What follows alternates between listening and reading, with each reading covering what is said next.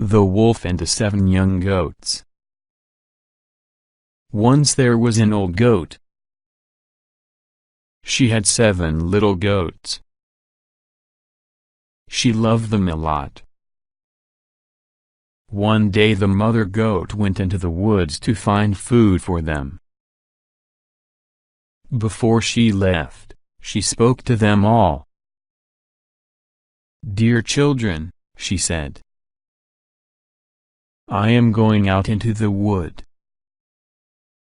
I will be gone for a while. There is a big bad wolf who lives near here. Be careful. If he comes inside the house, he will eat all of you. He often changes how he looks, so remember this, he has a deep voice and big black feet." "Dear mother," said the little goats, "do not worry. We will be safe." So the mother said goodbye, and went to find food. A few hours later, there was a knock at the door. "Open the door, little children. Your mother is back, and she has some nice food for you." But the little goats knew it was the big bad wolf, because his voice was deep. "We won't open the door," they cried. "You are not our mother. She has a sweet voice, and your voice is not sweet. You must be the wolf." The wolf thought about what to do. Usually, children were not clever at all, and he could eat them up without any problem. But these goats were quite clever. So he went into town and bought some honey. He ate the honey, so that his voice was nice and soft. Then he went back to the goat's house and knocked at the door. "Open the door, little children. Your mother is back, and she has some nice food for you." The voice was much higher and sweeter than before. So the oldest goat looked under the door, and saw 2 big, black feet. "We won't open the door," they cried. "You are not our mother. She has small, pretty feet, and your feet are big and black. You must be the wolf."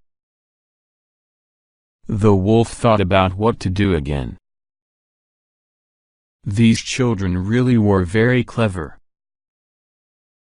The wolf was very hungry, and he wanted to eat the little goats very much. So he went into town and went to the baker. "Baker," he said, "I have hurt my feet. Can you put some dough on them?" The baker covered his feet in white dough. But the wolf still had big black hands, and he knew the children were very clever. So he said to the baker, "Baker, I have hurt my hands, as well. Put some dough on them." By now, the baker thought the wolf had a plan.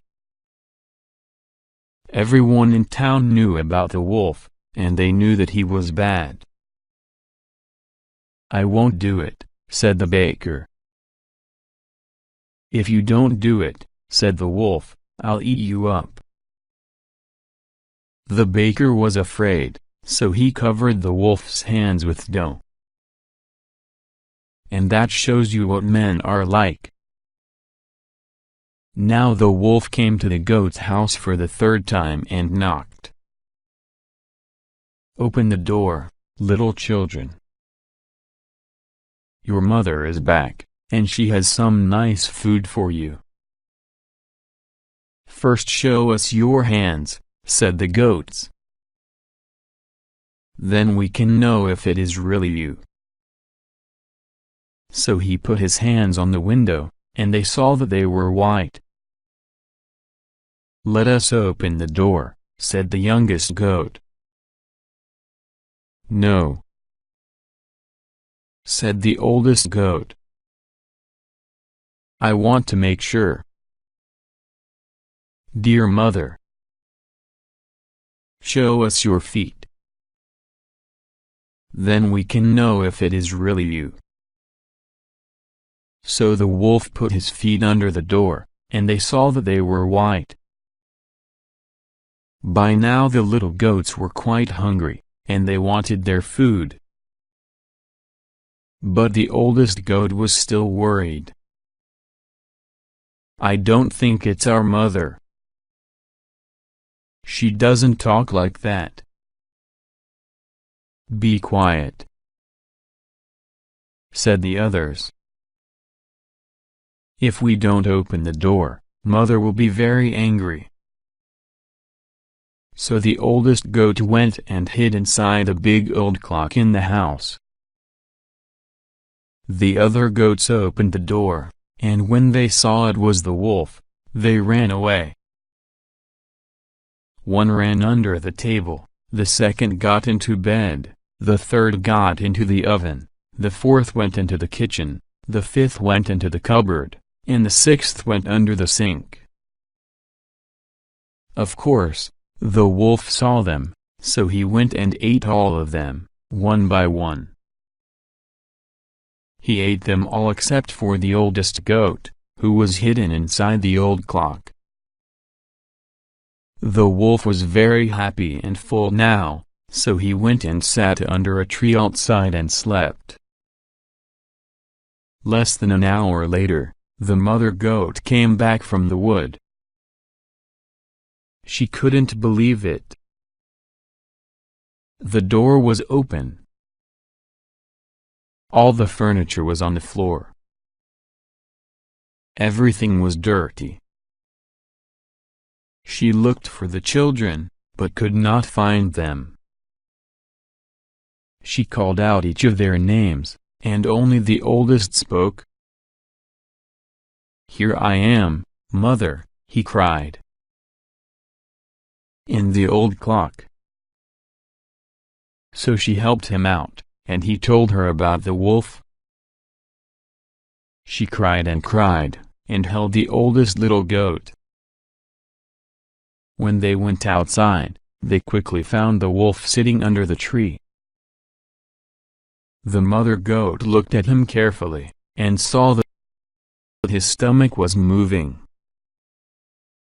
"Oh my! It looks like my children are still alive." So they went and got a pair of scissors, and a needle and thread. She cut the wolf's stomach open, and all 6 little goats jumped out. They were all alive. The wolf had eaten so much that he slept, and did not notice all of this. "Shh," said the mother. "Go and find some big, heavy stones." The little goats did not understand, but they did what she said. They brought her the stones, and she filled the wolf's stomach with them. Then she used the needle and thread to put his stomach back together. The goats all went inside, and watched through the window.